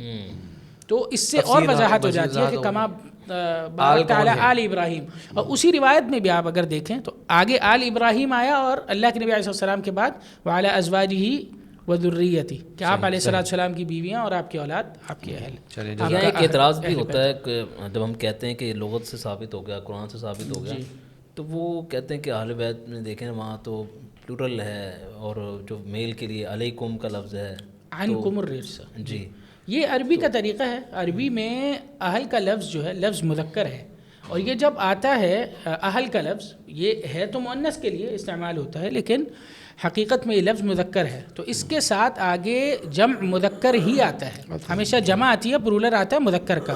اور وہ اس کی مثالیں آپ کو قرآن سے اور مل جائیں گی. قال لأهلهم لعلی آتیکم منہا, وہاں بھی ہے لعلی آتیکم منہا, آتیکم نے نہیں کہا صرف جی. اور موسیٰ علیہ السلام نے اپنی بیوی سے یہ کہا جی کہ میں یہ آگ نظر آ رہی ہے تو میں وہاں سے کوئی انگارہ لے کر تمہارے پاس واپس آتا ہوں, جی. تو اس کے لیے لفظ استعمال کیا آتیکم. اور شیخ یہ حضرات مفسرین نے اسی آیت کی تفسیر میں یہ بھی ذکر کیا کہ عنکم الرجس اہل البیت میں تو آپ صلی اللہ علیہ وسلم بھی شامل ہیں, گھر کے سربراہ جو ہیں وہ شامل ہیں. اور عربی کا اسلوب ہے واضح طور پہ جب مذکر اور مؤنث دونوں مخاطب ہوتے ہیں تو مذکر کا صیغہ جو ہے اس کو غلبہ حاصل ہوتا ہے یا اس کو ذکر کر دیا جاتا ہے. تو وہ ایک عربی کا اسلوب ہے, اس میں کوئی انشاءاللہ اشکال کی بات بھی نہیں. جزاک اللہ خیر, آپ نے کافی اچھی طرح وضاحت فرما دی. آگے چلتے ہیں شیخ, مسائل تو جیسے کہتے ہیں شادیوں سے متعلق آپ صلی اللہ علیہ وسلم کی اور بھی اٹھائے جاتے ہیں, اور میں سمجھتا ہوں کہ ایک بہت مشہور لوگ سوال ہی بہت زیادہ کرتے ہیں, اس کے بارے میں بات چیت بھی بہت زیادہ ہوتی رہتی ہے. وہ دو باتیں ہیں, وہ یہ ہے کہ ایک آپ صلی اللہ علیہ وسلم کی جو شادی ہوئی حضرت عائشہ رضی اللہ عنہا سے, وہ کس وقت ہوئی, اس وقت حضرت عائشہ رضی اللہ عنہ کی کیا ایج تھی. تو پہلے ہم اس سے بات کر لیتے ہیں کہ حضرت عائشہ رضی اللہ عنہ کی شادی کے وقت کیا ایج تھی. میرے خیال سے سب سے پہلے اس میں ہم ایک بنیادی بات یہ سمجھ لیں کہ سب سے زیادہ اس واقعے کو جاننے والا آپ صلی اللہ علیہ وسلم ہوں گے, اور جن کی شادی ہوئی وہ حضرت عائشہ رضی اللہ عنہ ہیں. تو حضرت عائشہ رضی اللہ عنہ کی اپنی حدیث جو وہ خود بیان فرما رہی ہیں اپنے بارے میں, وہ صحیح بخاری میں ہے کہ 6 سال کی عمر میں ہی ان کے والد صاحب نے اللہ کے نبی صلی اللہ علیہ وسلم کا عقد کر دیا تھا, مطلب نکاح جسے کہتے ہیں خالی طے ہو گیا تھا.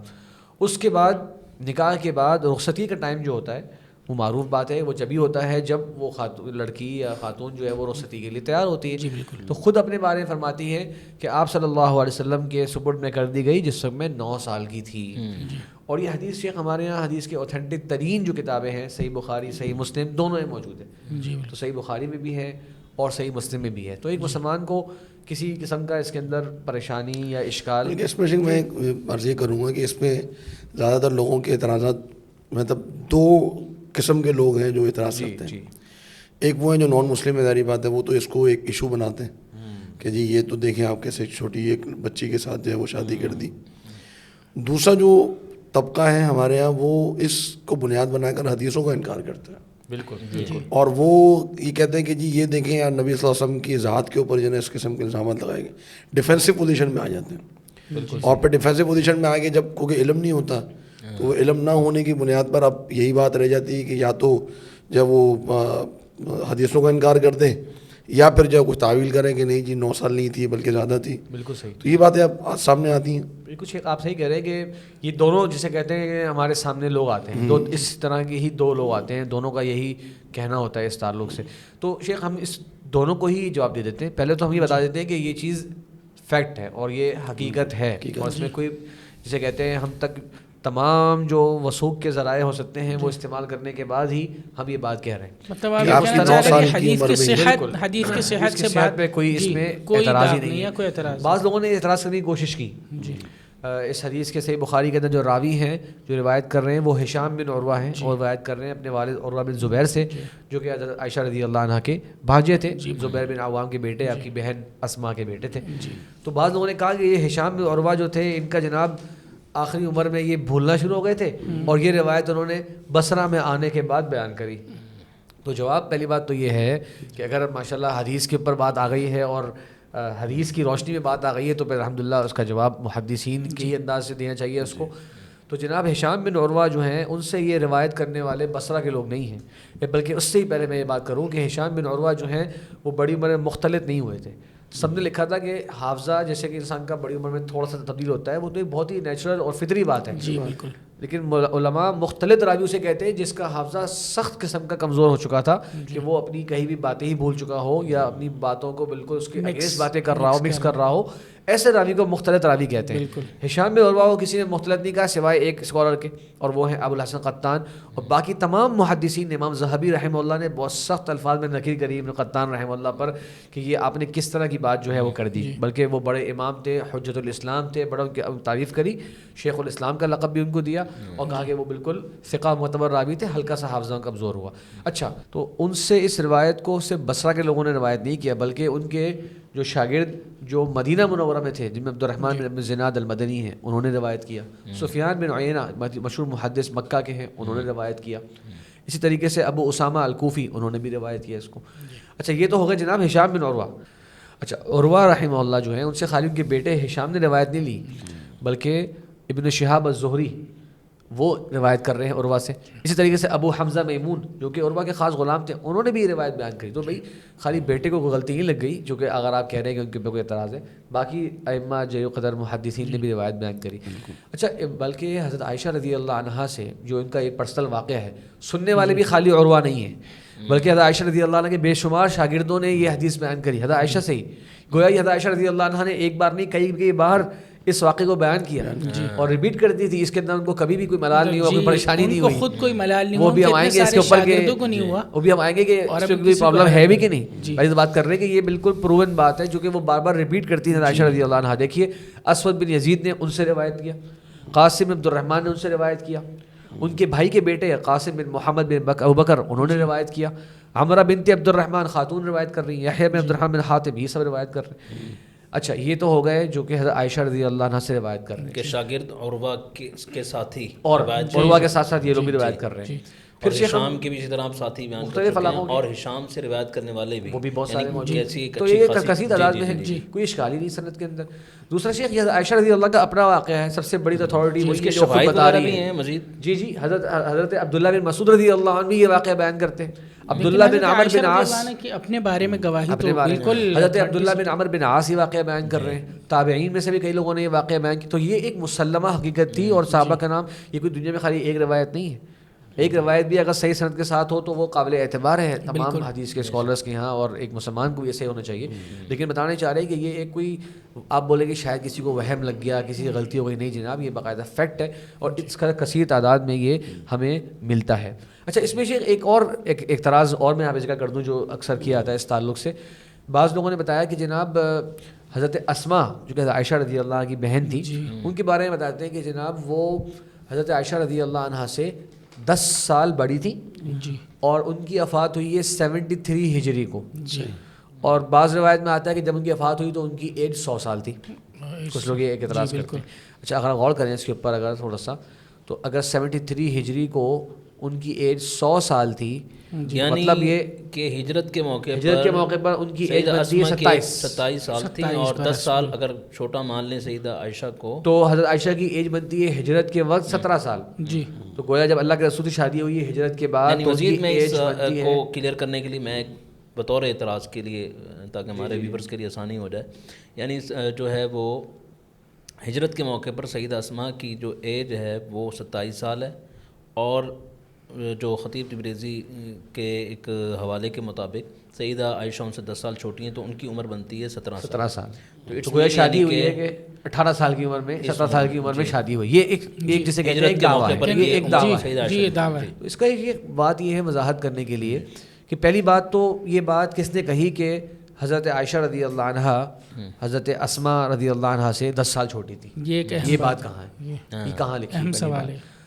معلوم یہ ہوتا ہے کہ یہ صرف ایک ہی راوی ہیں عبد الرحمن بن ابی الزناد, انہوں نے یہ بات کہی ان کی اپنی, اور ان سے بھی 2 طرح کی روایتیں ملتی ہیں, کس میں انہوں نے 10 سال کہا اور بعض روایت میں جو ابن عبد البر نے ذکر کری اس میں کہا او نحو, یا اس طرح اس کے قریب قریب. امام ذہبی رحمہ اللہ نے باقاعدہ کثیر روایات ذکر کری ہیں اس ٹاپک پہ, اور وہ ثابت کرتے ہیں کہ یہ بات صحیح نہیں ہے 10 سال کی, بلکہ کہتے ہیں کہ بضعۃ عشر سنہ, اور بدع کا لفظ جو ہے وہ عربی زبان کے اندر 3 سے لے کے 9 تک ہوتا ہے. تو گویا کہ وہ تقریباً 13 سے 19 سال تک کے درمیان اتنی جو ہے وہ بڑی تھی حضرت عائشہ رضی اللہ عنہ سے.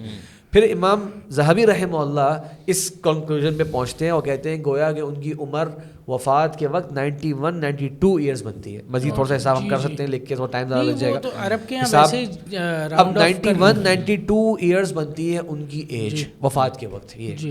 اور اگر اس کو بھی ہم راؤنڈ فگر کرنا چاہیں تو کوئی اسے کہہ دے گا بھائی کہ 100 سال کے قریب تھی تو 100 سال عمر. یہ ایسے ہوتا. تو ہم یہ کہہ رہے ہیں کہ ہمارے پاس جب مستند صحیح روایات موجود ہیں تو ہم نے اس تاریخی مختلف فی معاملے کو اصل ایویڈنس بنائیں گے, یا جو حدیث کی مستند روایت ہمارے پاس موجود ہے اس کا ایویڈنس بنائیں گے, جن کا قصہ ہے. کیونکہ معلوم ہونا چاہیے کہ پیدائش کی تاریخ اور وفات کی تاریخ جو ہے اس کے اوپر اتنی زیادہ باریکی تاریخ مورخین کے اندر ہوتی بھی نہیں ہے. ایک طرف صرف ایک روایت ہے اور دوسری طرف ایک تو حدیث, اور حدیث بھی وہ کتاب کی جس کے بارے میں سب کا اجماع ہے کہ اس میں ساری نوٹ کریں شیخ, مطلب فرق کرنا چاہیے ہمیں. ایک کسی کوئی پیدا کب ہوا, اس کا انتقال کب ہوا, یہ زیادہ اہم تھا, یا اس کی باتیں کیا تھیں, اس نے کہا کیا, اس نے کیا کہ یہ زیادہ اہم تھا.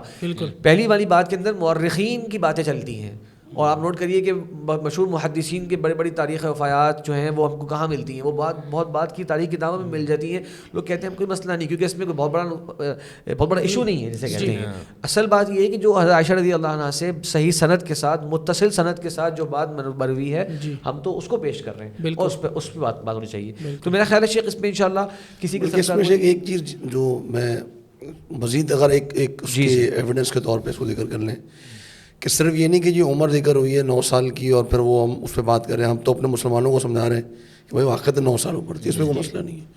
اور اس میں جو ہے وہ 9 سال عمر ہونے کی ایک دلیل یہ بھی ہے کہ حدیث میں آتا ہے کہ سیدہ عائشہ فرماتی ہیں کہ میں شادی کے بعد میرے پاس کھلونے تھے جن سے میں کھیلتی تھی. جی صحیح, ٹھیک ہے نا, مطلب اڑنے والا گھوڑا تھا جس سے میں کھیلتی تھی, گڑیاں تھیں میرے پاس.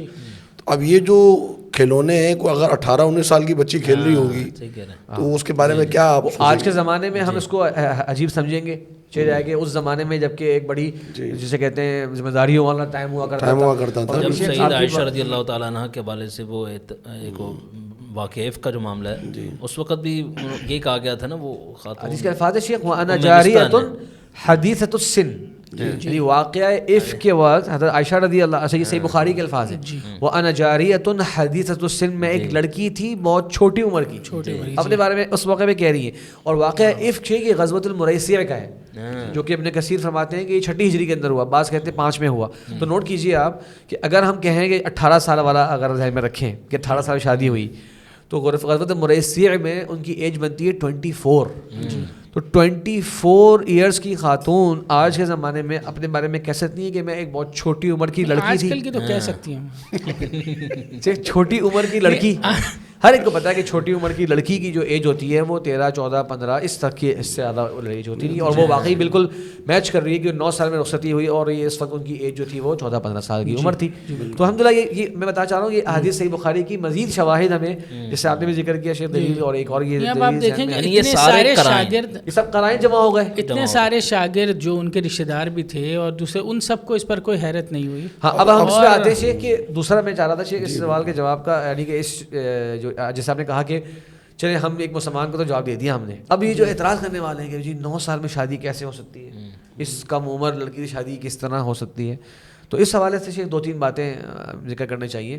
ایک تو یہ کہ حضرت عائشہ رضی اللہ عنہا سے ایک روایت یہاں ملتی ہے, جامع ترمذی کے اندر ہے, خود فرماتی ہیں کہ اگر ایک لڑکی 9 سال کی ہو جائے فہی امرأہ, یہ سند کے ساتھ حضرت عائشہ رضی اللہ عنہ سے جامع ترمذی کے اندر ہے اذا بلغت الجاریہ 9 سنین فہی امرأہ. وہ جو ہے وہ جی اسی کے لیے فقہا نے یہ جو پیوبرٹی کی جو ایج جو مقرر کی ہے وہ 9 سال ہی اسی حدیث کے مطابق فقہ کے اندر ہم کو ملتا ہے جی کہ کم سے کم عمر کی جو ہے یعنی سید عائشہ نے فرمایا کہ اگر کوئی بچی جو ہے وہ 9 سال کی ہو جائے تو اس کا حکم عورت والا ہے. عورت والا ہے, یعنی کہ وہ اس طرح کے معاملات اس کے شروع ہو سکتے ہیں اس موقع پر, وہ ایک طرح سے اپنا اس کو معاملات دیکھنے. اچھا امام شافعی رحمہ اللہ یہ ذکر کرتے ہیں اور ماحول کو سامنے رکھتے ہوئے بات ابھی اس پہلو کو آتے ہیں نا ابھی امام پہلے بتا دیں کہ یہ کوئی عجیب سی بات نہیں ہے.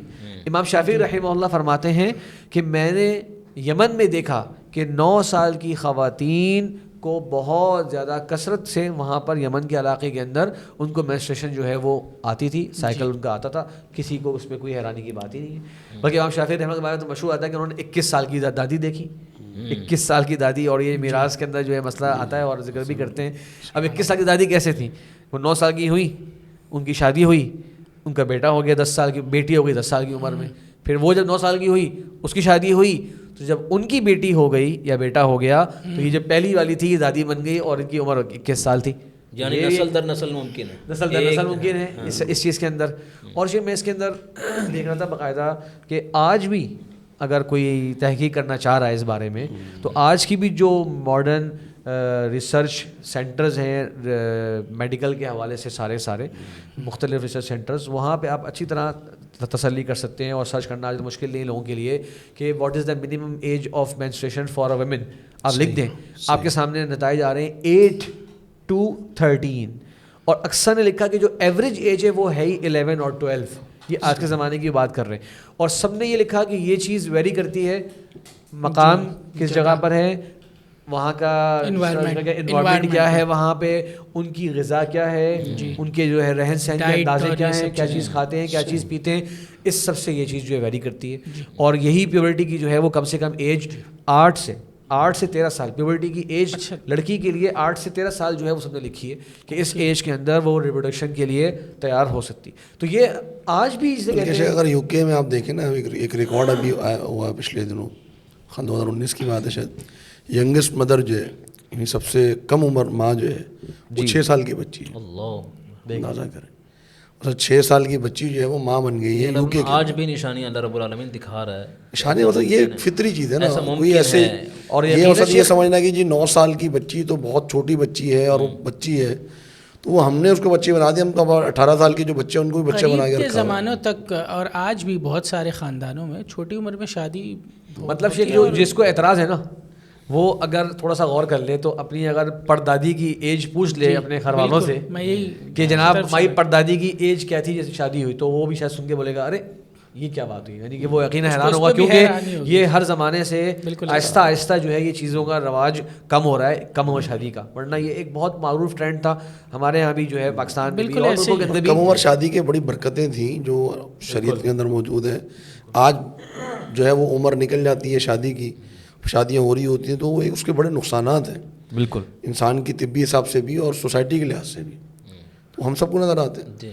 یہ تو ایک نبی صلی اللہ علیہ وسلم کا اگر ہم جیسے بات ذکر کرتے ہیں نا کہ ہر شادی میں ایک حکمت تھی, تو ہم یہاں بھی حکمت ذکر کر سکتے ہیں کہ کم عمری کی شادی, بالکل یعنی سیدہ عائشہ کی شادی میں حکمت یہ بھی تھی کہ جی کم عمری کے اندر بھی شادی ہو سکتی ہے. ایک شیخ اس میں یہ بھی دلچسپی کی بات ہے کہ کیا کم سے کم ایج ہونی چاہیے شادی کی بھی. اس کے اندر ملکوں کے لاز بھی ڈفرینٹ ہیں جی جی, اور بلکہ امریکہ کے اندر میں اس پہ دیکھ رہا تھا کہ وہاں پہ اسٹیٹ اور اسٹیٹ کا فرق ہے. سب کے یہاں جو ہے وہ 18 ایئرز نہیں ہے, کچھ اسٹیٹس کے اندر 14 ایئرز انہوں نے جو ہے وہ الاؤ کیا ہوا ہے آج کے زمانے کے اندر بھی. تو وہ بھی جانتے ہیں کہ یہ چیزیں جو ہے نا ہر زمانے کے حساب سے اور وقت کے حساب سے اور کسی اسٹیٹ کی پالیسی اور وہاں کے ماحول کے اندر جو ہے وہ اس کا فرق ہوتا ہے. اور جو شیخ ابھی آپ نے مثال ذکر کری کم سے کم افسوس کے ساتھ وہ جو لڑکی کا کہ کب وہ ماں بنی, تو یہ بھی لوگوں نے ساتھ لکھا تھا کہ وہ ظاہر ہے اللیجیمیٹ طریقے سے جو ہے وہ شادی تو نہیں ہوئی. اچھا میں سوچ رہا تھا شیخ کہ اس کے اوپر شاید اتنی ہائپ اور اتنا زیادہ جو ہے نا اس پہ لوگ پریشان نہیں ہوئے ہوں گے, اتنا اس کو ٹاپک نہیں بنایا ہوگا جتنا یہ آپ صلی اللہ علیہ وسلم کے گھر کا اور جو اس زمانے کا, بلکہ پراؤڈلی ذکر کرتے ہیں اس کو, بڑا فخریہ ذکر کرتے ہیں. اور اب تو شیخ یہ آج کے زمانے میں یہ جملہ بھی لوگ کہتے ہیں کہ بھائی آج کل بچے جو ہے نا بہت جلدی بڑے ہو جاتے ہیں, ایسی باتیں بولتے ہیں. اس کا مطلب کیا ہے کہ لوگ جانتے ہیں کہ ماحول اثر انداز ہوتا ہے انسان کی سوچ پر بھی, اس کی ذہنی ساخت پر بھی اثر انداز ہوتا ہے. آج کے زمانے میں لوگ بولتے ہیں بھائی اب تو بچے وہ نہیں رہے جس طرح آج سے 20-25 سال پہلے تھے. اس کا مطلب ماحول کا فرق پڑتا ہے. تو اس زمانے میں بھی جو ہے وہ آج کے زمانے کے حساب سے آپ کیسے قیاس کر سکتے ہیں اس ماحول کو.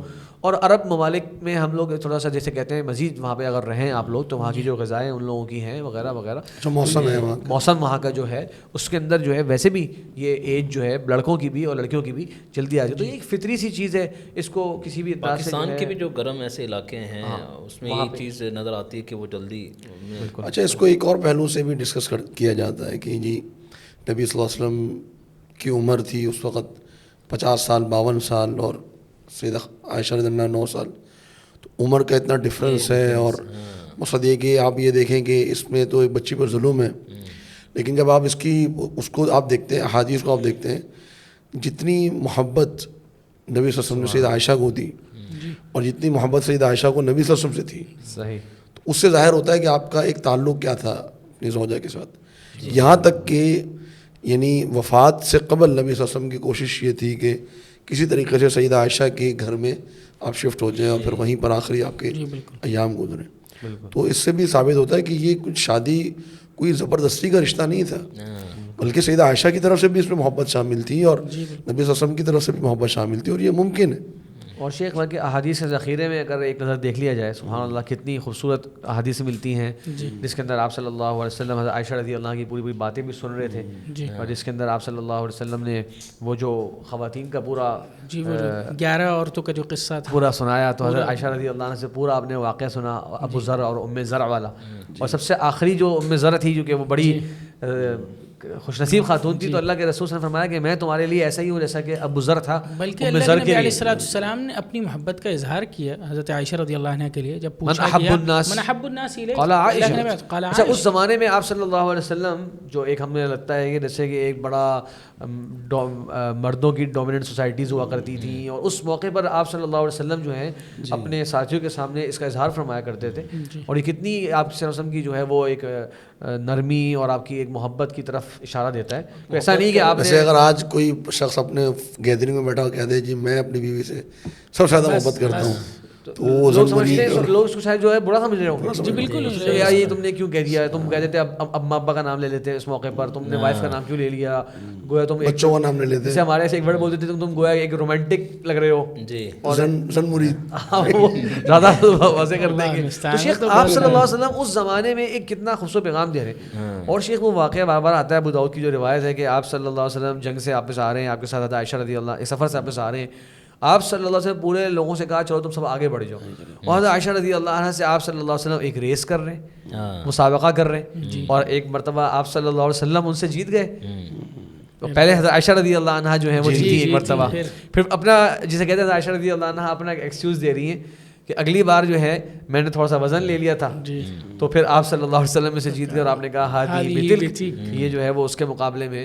تو یعنی کہ شیخ وہ جو بات آپ نے کی نا کہ جو ان کی فیلنگ سے کیا ہوا, تو آپ صلی اللہ علیہ وسلم جو اکمل الخلق اور سب سے اللہ تعالیٰ کے بہترین چنے ہوئے رسول نبی تھے, آپ صلی اللہ علیہ وسلم نے اپنی سب سے بہترین اگر کوئی رشتہ میں کہہ سکتا ہوں دنیا میں اگر کپل رہا ہوگا سب سے زیادہ خوش نصیب تو وہ عائشہ رضی اللہ عنہا رہے ہیں. شیخ صاحب یہ بھی دیکھیں کہ نبی الاسلام فرمایا نا کہ مجھے آپ کو ریشمی رومال میں مجھے دکھایا گیا, سبحان اللہ, تو یہ اللہ تعالیٰ کی طرف سے دکھایا گیا, تو اللہ تعالیٰ نے یہ رشتہ جو ہے وہ پورا. اور پھر اللہ کے رسول نے فرمایا کہ ایسے ہے آپ کی حیثیت عورتوں میں جیسے زرید کی حیثیت ہے جو آپ کو سب سے زیادہ پسند, جو ایک زبردست ریلیشن ہو جاتی ہے اس زمانے میں. پھر ایسی حیثیت ہے رسول اللہ علیہ وسلم کے ہاں نبی السلام کی کہ یعنی کہ آپ کے حجرہ میں سیدہ عائشہ کے حجرہ میں رسول اللہ علیہ وسلم کو دفنایا گیا, اور اگر آپ قربانی نہ دیتی تو اگلی جگہ آپ کی وہاں سے بہت سے مناقب ہیں. نہیں, پھر جو اعتراض جو اگر یہ کیا جائے کہ حضرت عائشہ رضی اللہ عنہ کی عمر یہ تھی, اللہ کے نبی علیہ السلام کی عمر یہ تھی,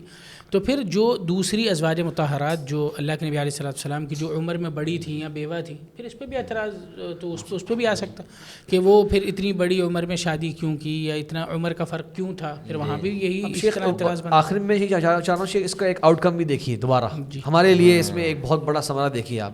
امام ذہبی فرماتے ہیں حضرت عائشہ کے بارے میں, افقہ نساء الامت علی الاطلاق، پوری امت کی سب سے فقیہہ خاتون جو گزری ہیں مطلقاً وہ حضرت عائشہ رضی اللہ عنہ. جیسے آپ نے شروع میں ذکر کیا کہ کتنی احادیث 2210 احادیث یا 2600 بالکل. اب سید مسروق جو ہیں، مسروق رحمہ اللہ مشہور تابعی ہیں، ان کے بارے میں کہتے ہیں کہ میں نے صحابہ کرام میں سے جلیل القدر صحابہ کرام کو کسی سے وراثت کے مسائل پوچھتے نہیں دیکھا جتنے حضرت عائشہ رضی اللہ عنہ سے پوچھنے کے لیے آیا کرتے. صحابہ کرام وراثت جیسا جو ایک مشکل اور ایک دقیق علم ہے اس کے مسائل پوچھنے کے لیے حضرت عائشہ کے پاس آتے ہیں. عروہ بن زبیر اپنی خالہ کے بارے میں فرماتے ہیں میں نے قرآن، فرائض، حلال و حرام، فرائض یعنی فراست، شعر، کلام عرب اور نسب کے علم میں سیدہ عائشہ رضی اللہ سے بڑا عالم نہیں دیکھا. سوچیے آپ، تو وہ جو شیخ ان کی کم عمر کی جو حکمت تھی اس کے بعد وہ ماشاءاللہ اللہ کے رسول کے بعد کئی سال زندہ رہیں، 50 سال تقریباً زندہ رہیں، اور آپ صلی اللہ علیہ وسلم کی جو احادیث انہوں نے کس طرح امت تک پہنچائی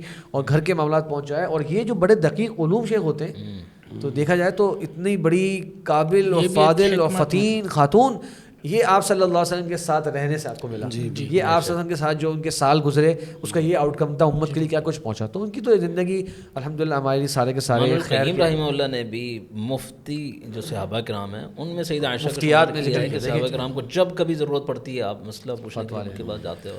تو میرے خیال سے شیخ انشاءاللہ اس پہ ایک حد تک ہماری گفتگو ہوئی. امید ہے انشاءاللہ یہ ٹاپک جو سننے والے ہیں ان کے لیے مزید کلیئر ہوا ہوگا انشاءاللہ. چلے شیخ، میرا خیال ہے انشاءاللہ ان ٹاپکس پہ ایک اچھی مفصل گفتگو ہماری ہو گئی. امید ہے کہ انشاءاللہ جو حاضرین کے سوالات اور اشکالات ہوں گے اگر اس تعلق سے تو انشاءاللہ کافی حد تک کلیئرٹی ان کے سامنے آئی ہوگی. تو میں سمجھتا ہوں شیخ یہاں پہ ہم روکتے ہیں اس ٹاپک کو اپنے، اور اس ٹاپک کا اختتام یقیناً نہیں ہوا. آپ صلی اللہ علیہ وسلم کی دیگر ازواج مطہرات کے تعلق سے بھی بعض احادیث کچھ حضرات کو جسے کہتے ہیں صحیح سے سمجھ نہیں آئیں تو وہ اس کے اوپر کچھ اعتراضات کرتے نظر آتے ہیں، کچھ اشکالات لوگوں کے ذہن میں ہوتے ہیں. تو یہی شادی کا ٹاپک آپ صلی اللہ علیہ وسلم کا اور ازواج مطہرات سے متعلقہ کچھ احادیث پر اعتراضات کے حوالے سے انشاءاللہ ہم لوگ ایک اور بھی پروگرام شیئر کرتے ہیں، اس کا ایک دوسرا حصہ جس میں ہم جو احادیث رہتی ہیں اور جو معاملات ہیں ان کو اس میں ڈسکس کر لیں گے. تو انشاءاللہ العزیز آپ تو بہت بہت شکریہ مشائخ آپ سب کا، جزاکم اللہ خیر. آپ لوگوں نے بڑی مفید مشارکت کی. تو تمام ویورز سے میں یہ انشاءاللہ اختتام میں کہنا چاہتا ہوں کہ ہماری ویب سائٹ thehadith.net آپ ضرور اس کو وزٹ کریں. یہ شبہات بھی اور بھی بہت زیادہ شبہات ڈیٹیل کے ساتھ ہم نے الحمدللہ ان کا ریٹن فارم میں جواب دیا ہوا ہے، اور ہم کوشش کرتے ہیں کہ جو کافی کامن شبہات ہو گئے ہیں ان کو پھر اپنے اس پروگرام میں بھی لے آئیں تاکہ لوگ اس کے بارے میں پوچھتے بھی ہیں، سرچ بھی کرتے ہیں تاکہ ان کے سامنے وہ ایک مفید معلومات میسر ہو. تو آپ حدیث بھی وزٹ کر سکتے ہیں ہماری ویب سائٹ thehadith.net، اور ساتھ میں آپ ہمیں کمنٹ میں یا ہمارے ویب سائٹ کے اوپر کانٹیکٹ اس کا جو آئیکن ہے وہاں سے ہم سے رابطہ بھی کر سکتے ہیں. اور آپ کے ذہن میں اگر اسی تعلق سے یا کسی بھی حدیث کے ٹاپک پہ کوئی سوالات ہیں تو آپ ضرور وہاں پہ ہم کو بھیجیں. انشاءاللہ ہم اس پروگرام میں شامل کریں گے اس کو، اور ویب سائٹ کے اوپر ریٹرن فارم میں انشاءاللہ اس کو جلد از جلد جواب بھی دینے کی کوشش کریں گے. بہت بہت شکریہ آپ کا، جزاکم اللہ خیر. السلام علیکم ورحمۃ اللہ وبرکاتہ.